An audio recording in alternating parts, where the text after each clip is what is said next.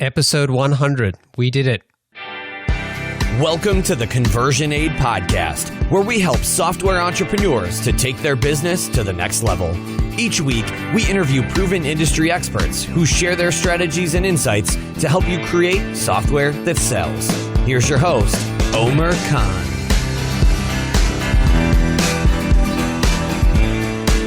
Hey everyone, welcome to the ConversionAid podcast, and this is episode 100.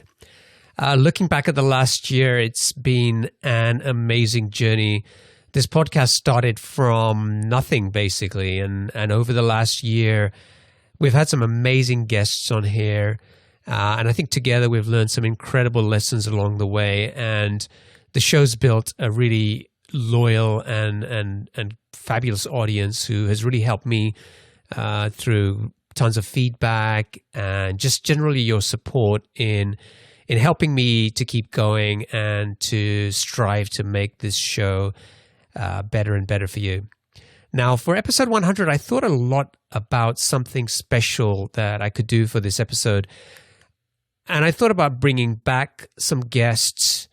I thought maybe I could find some really big guest to bring on, but nothing really seemed right. So I decided to make this episode about you, my audience.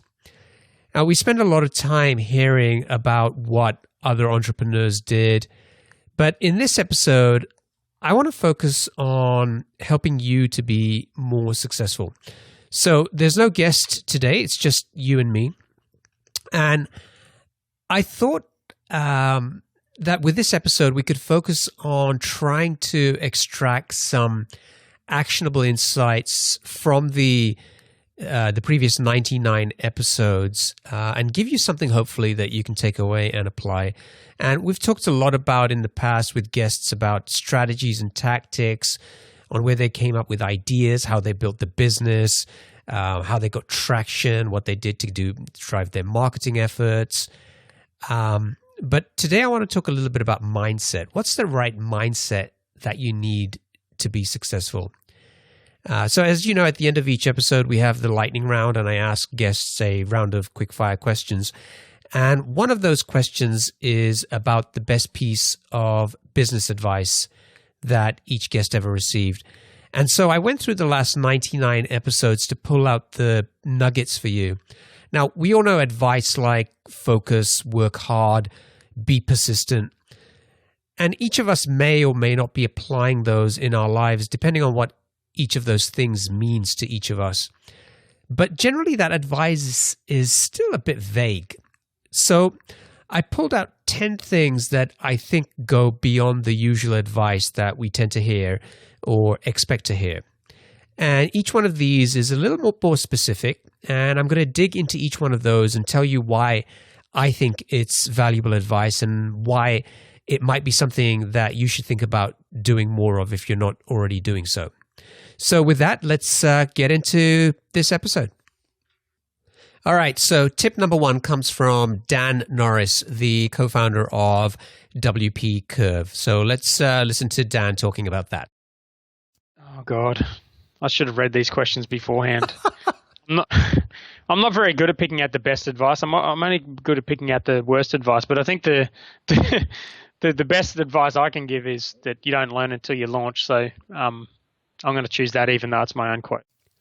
If you're not familiar with Dan's story, he had a string of business failures. He did all the lean startup validation stuff that you're supposed to do, but things just never seemed to work out. His first business, as I recall, was a fabulous business plan where he never actually launched the business. And the second business that he launched, it took him about 3 years to start generating 6 figures in annual revenue. But the business wasn't profitable in year 1. And even after 7 years in business, it wasn't profitable. And he was only paying himself $40,000 a year. Eventually, he sold that business and had enough money to give himself 12 months to try again. And again, most of the year, it just looked like things were going nowhere. And then eventually, out of desperation, as time and money were running out, he took sort of one last attempt, this kind of a Hail Mary pass, and focused on things that led to paying customers and ignored everything else. And in 7 days, he launched a business called WP Live Ninja, which was basically a concierge MVP type service, which offered unlimited small WordPress jobs, 24 hours, 7 days a week for $69 a month. He had his first paying customer within a few days. And after 10 months, WP Curve was doing over $15,000 in monthly recurring revenue.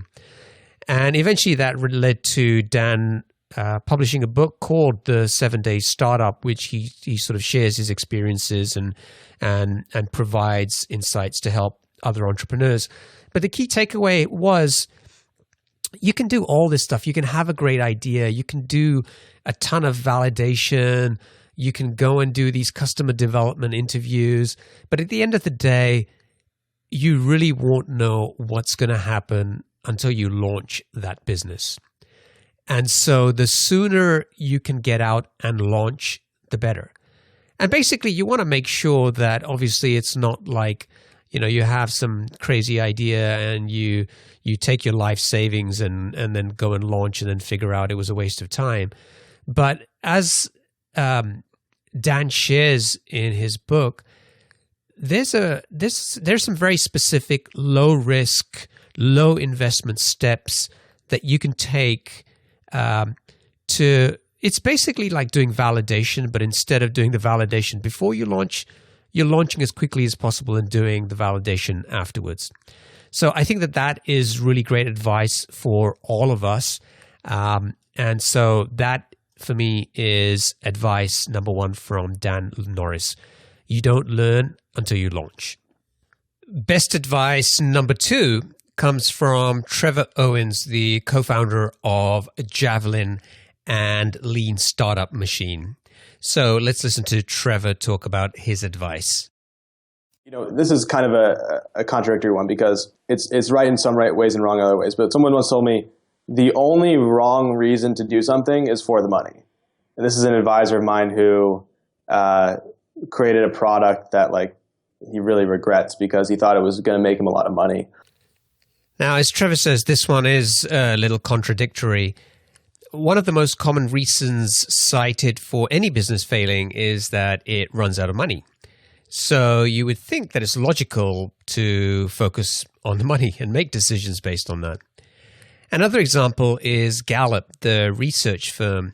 They studied 2,500 entrepreneurs to understand the actions and decisions they took to lead to creating successful businesses. And this research went on for several years and involved hundreds of interviews. And from that research, they identified 10 specific talents that drive business success.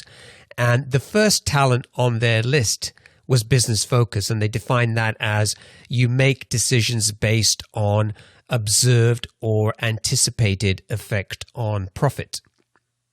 So what's going on here? Well, I think the reason why I think this advice from Trevor is important is because it's a reminder that although every business will fail if it doesn't make money, that can't be your primary driver. And as entrepreneurs, we have to focus primarily on creating value, which in return will generate money for us. And I used to work for a company where every decision was driven by making money. And the downside of that was that firstly, you fail to make strategic investments that build long-term success because anything that doesn't look like it's going to make money today is something that you just sort of ignore. And a good example of a company that isn't doing this is Amazon. And if you look at these guys, they really are focused on building a long-term business, even if it means not making money in the short term. Secondly, the downside of being driven by my money as a primary decision factor is that you dismiss ideas that help you to innovate and to create value for your customers unless you can see the short-term revenue. So I think that's a really, really good one here because it isn't that straightforward. Yes, you need to make money, but don't let that drive everything you do. Focus primarily on value and make sure that that value helps you ultimately get to revenue and profitability. Best advice number 3 comes from Paul Graham, the co-founder of Y Combinator. Now, Paul isn't someone who I've had on my show yet, but I wanted to give him an honorary shout out because I think this advice is so important and it's something that I see many entrepreneurs struggling with. If you haven't read Paul's famous essay titled Do Things That Don't Scale, then you should definitely read that. And I'll include a link to that in the show notes for this episode. Why is it so important to do things that don't scale in the early days? Well, in the early days, you need to build your minimum viable product, and it needs to do a solid job at solving a specific problem. You need to nail that scenario for your users and customers.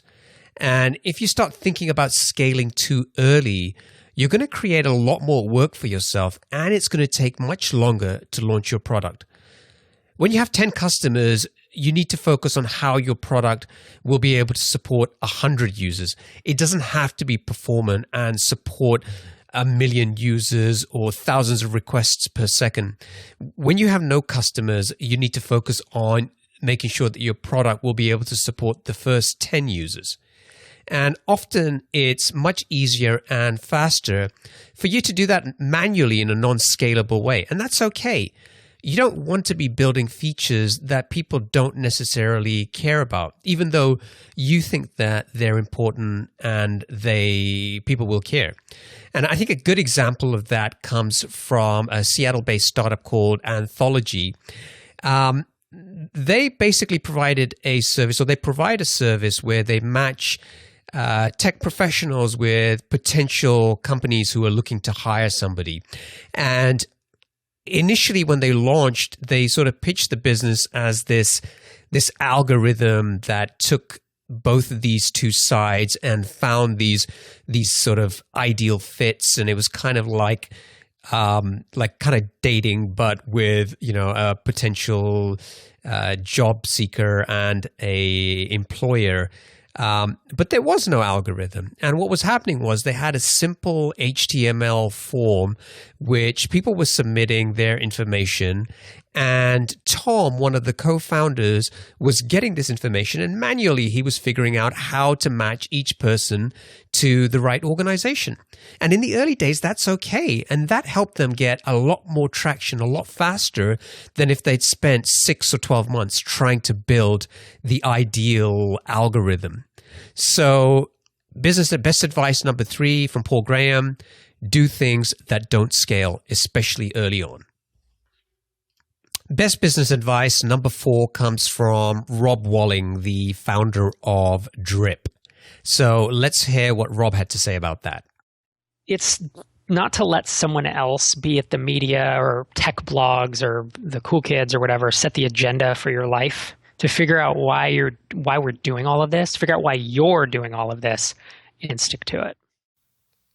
It can sometimes feel like every startup entrepreneur wants to raise funding, relocate to somewhere like Silicon Valley, and work 80 hours a week in the hope of someday making millions. And there's nothing wrong with wanting to do that, but you shouldn't assume that that's what you also have to do. You can also bootstrap a business without any intention of ever raising venture capital funding. You can focus on a micro niche market, which probably won't make you millions, but could still give you a comfortable life. Maybe you don't want to relocate to a tech hub like Silicon Valley, and that's okay. You can build your business from where you are right now, and it's never been easier to do that. And you don't have to work 80 to 100 hours a week. You can build a profitable, self-funded business that lets you work 40 hours or 50 hours so you can spend more time with family or traveling or whatever else it is that drives you. I know family is very important to Rob, and with Drip, he's built a business that allows him to spend quality time with his wife and kids, because that's what's important to him. And that's why this advice resonates with me. Don't just assume that you have to take a certain path. Don't do what you think other people are expecting you to do. Take the time to figure out what's important to you and your life, what's really going to make you happy, and then focus on building a business on your own terms. So that's the best advice number 4. Don't let someone else set the agenda for your life. Best business advice number 5 comes from Wade Foster, the co-founder and CEO of Zapier. And let's listen to Wade telling us his advice. This is where my quote comes from. I mentioned before the call, a guy I used to work for, named his company Plus One. And the reason was he wanted to make sure that today was plus one better than the day before. And so I've kind of adapted that to say, make today better than it was yesterday.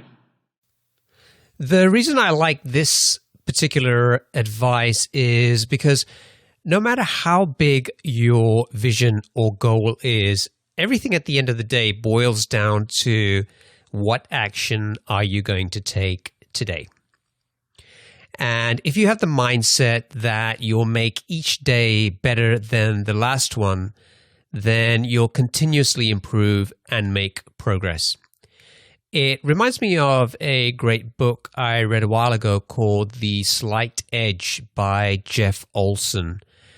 We live in a world of instant gratification. Get the body you want in 90 days, lose 20 pounds in 7 days, and so on. And The Slight Edge is really a book which says success is going to come from taking small daily actions every day, moving closer towards whatever your goal or your vision is. And that's a really important point, because success doesn't happen overnight. And if you've listened to any of the interviews on this podcast, you've probably realized that there are very few examples of people who had overnight success.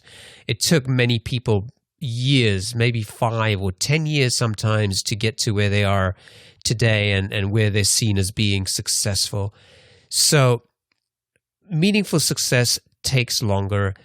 It's a marathon, not a sprint. So instead of focusing on the destination, focus more on what you can do every single day. Focus on the process, the journey. And so that's why I like this particular advice. Make today better than it was yesterday. Best business advice number 6 comes from Peter Coppinger, the co-founder and CEO of Teamwork.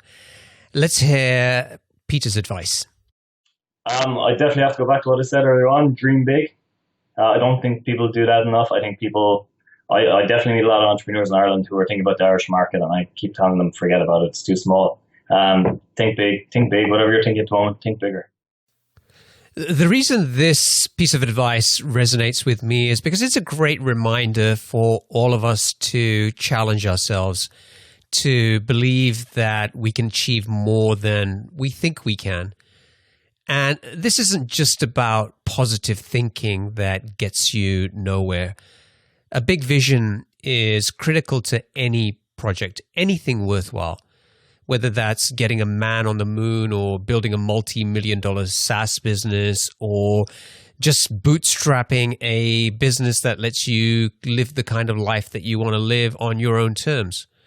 But a vision also needs a plan and conviction and self-belief that you can achieve that vision.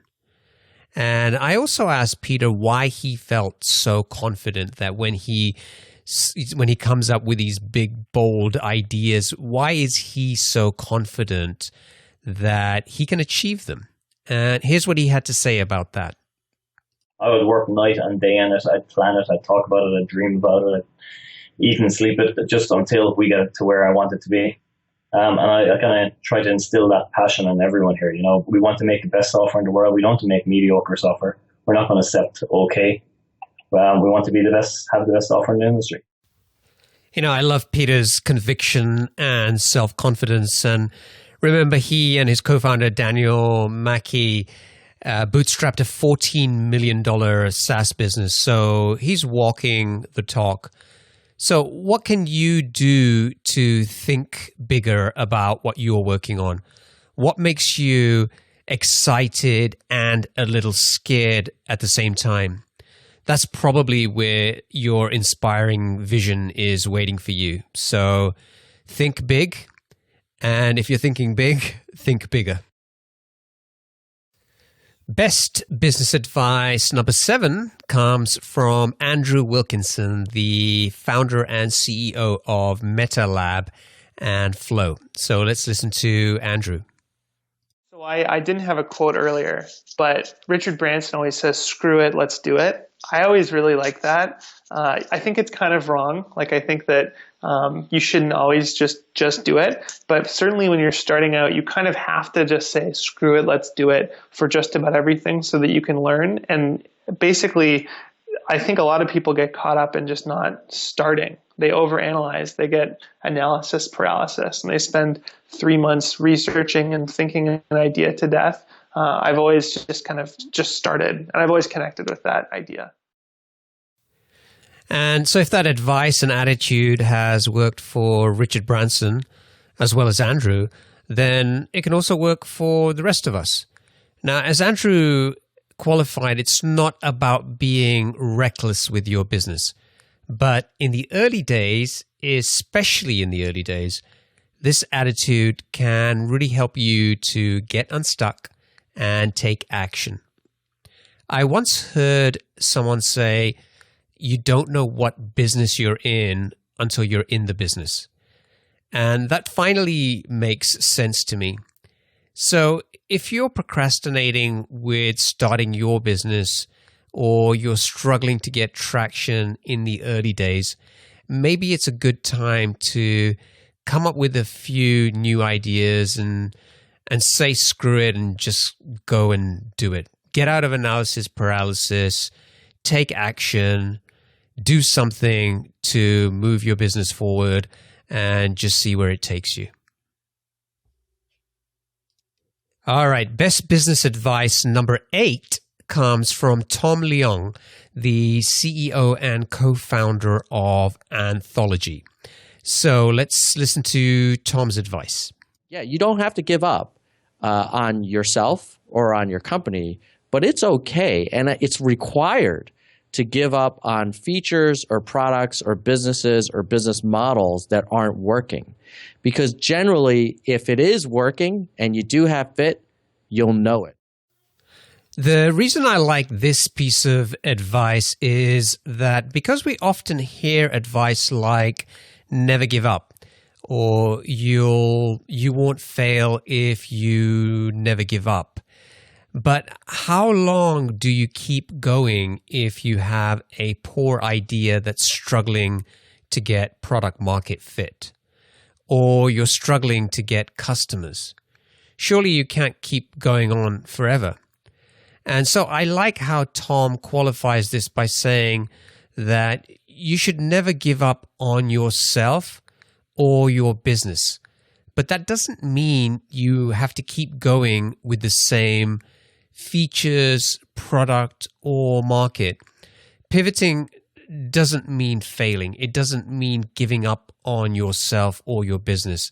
It's just a different business that you start to go after.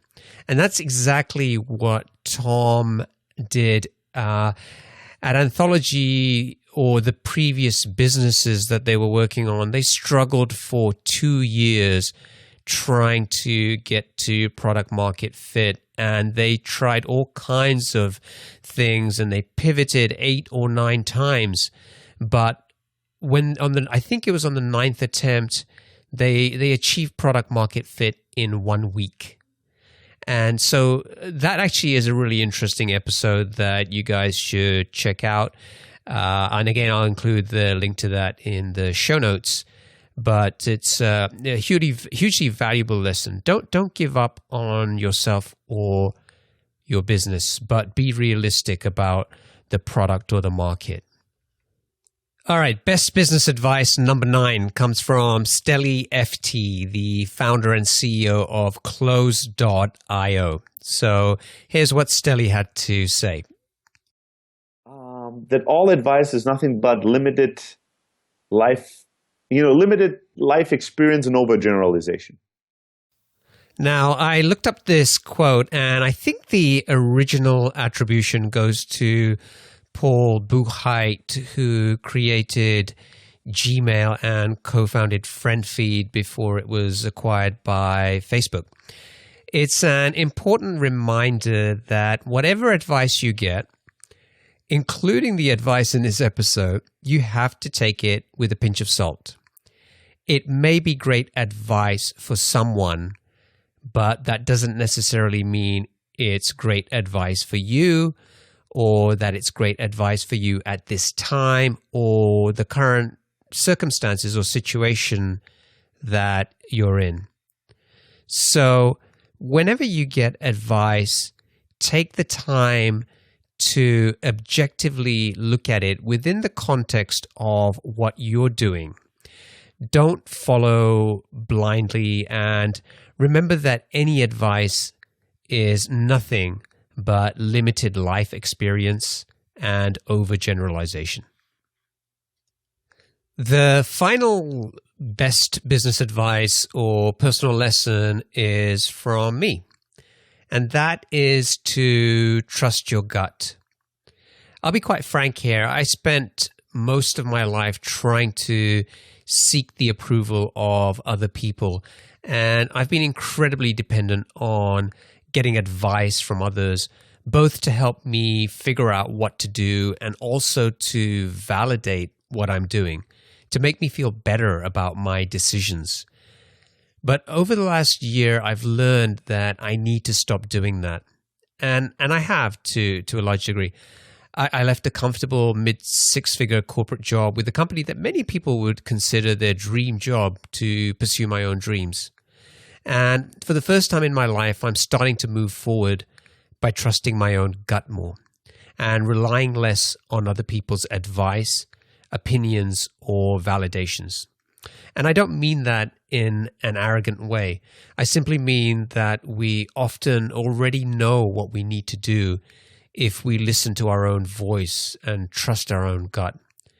But that can take some courage. And I don't know where I'm going to end up with my own entrepreneurial journey and whether that's going to fail. And maybe I'll have to go back to a corporate job one day.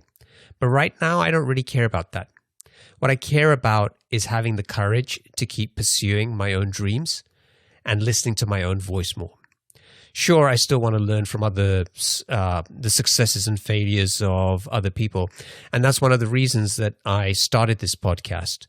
But I no longer want or need other people's advice or opinion as a crutch to help me make decisions or move forward. So if you're in a similar position, start trusting your own gut more. Will you always be right? No. But I bet that both you and I know more about the path we need to take and the decisions that we need to make than maybe we're giving ourselves credit for. So best business advice number 10 is from me, and that is to trust your gut. I hope you've enjoyed this episode and that it's given you some actionable insights or ideas that you can implement in your own business or life. It's been an amazing journey over the last year, and frankly, I wasn't sure that I'd ever get to episode 100. And there have been times during the last year when, honestly, I just felt like stopping the podcast. But all it took often was just an email, a tweet, or an iTunes review from one of you giving me some positive feedback and encouragement to keep going. And that's not a plug this time to get you to submit an iTunes review. I'm just saying that I truly appreciate the encouragement as well as the feedback many of you have given me on how to improve the show. And I know some of you have listened to all 99 episodes, and if you're listening to this, that means you've made it all the way to 100 episodes with me. and I salute you for that. But regardless of whether you've listened to 100 episodes or just one episode, I appreciate you taking the time to listen, and I hope that we can continue on this journey together to maybe another 100 episodes. Who knows? As usual, you can get to the show notes for this episode by going to conversionaid.com/100. Thank you again, and I hope you can join me next time. Until then, take care. Thanks for listening to ConversionAid, the podcast that shows you how to take your business to the next level and create software that sells. But things don't have to end here. Head over to conversionaid.com/VIP and get yourself on the free VIP list, where we share special insider content and news about upcoming episodes. Thanks again, and we'll talk to you next time.